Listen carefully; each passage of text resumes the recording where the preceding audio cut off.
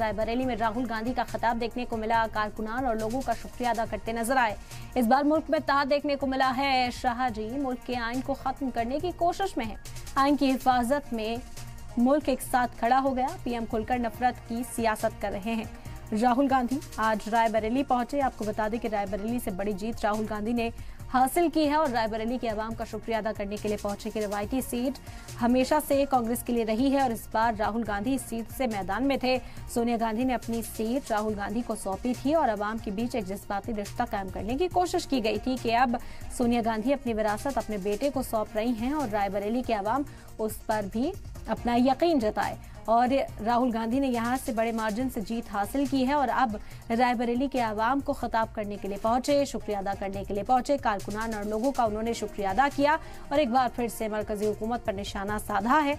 आइन को लेकर जो मुद्दा राहुल गांधी इंतखाबी तशहीर के दौरान उठाते नजर आए वो आज एक बार फिर से दोहराया।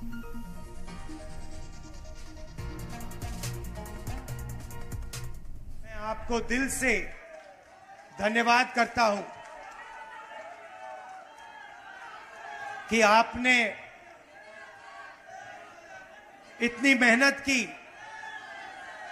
और रायबरेली में और अमेठी में आपने और रायबरेली अमेठी की जनता ने और सब नेताओं ने मिलकर कांग्रेस पार्टी की जीत करवाई।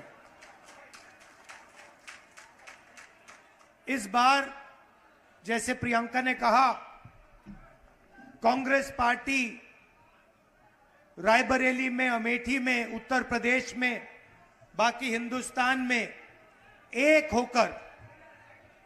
होकर लड़ी।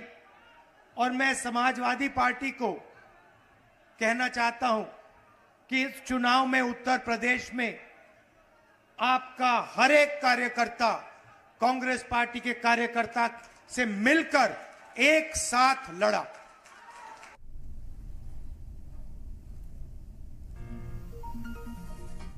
वाराणसी में जान बचा के निकले हैं प्रधानमंत्री।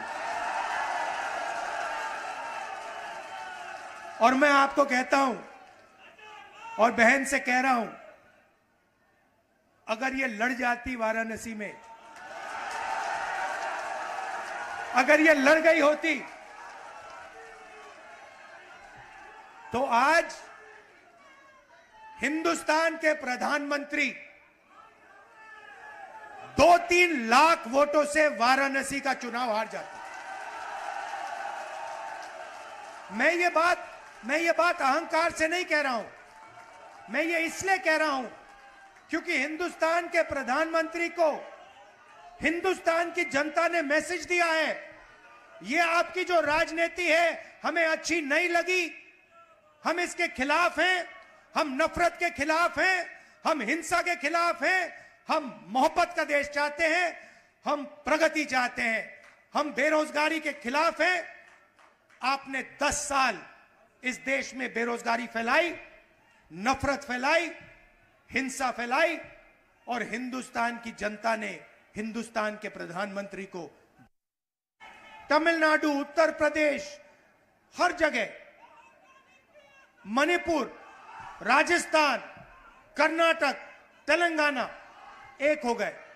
और मैंने सोचा ये हो क्यों रहा है, ये हो क्यों रहा है, इसका कारण क्या है?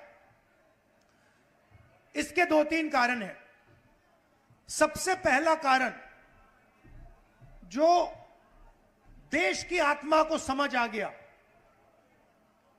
कि नरेंद्र मोदी जी, अमित शाह जी हिंदुस्तान के संविधान को खत्म करने की कोशिश कर रहे हैं। जो हिंदुस्तान की नींव है उससे वो खिलवाड़ कर रहे हैं। इसीलिए पूरा देश एक साथ खड़ा हो गया।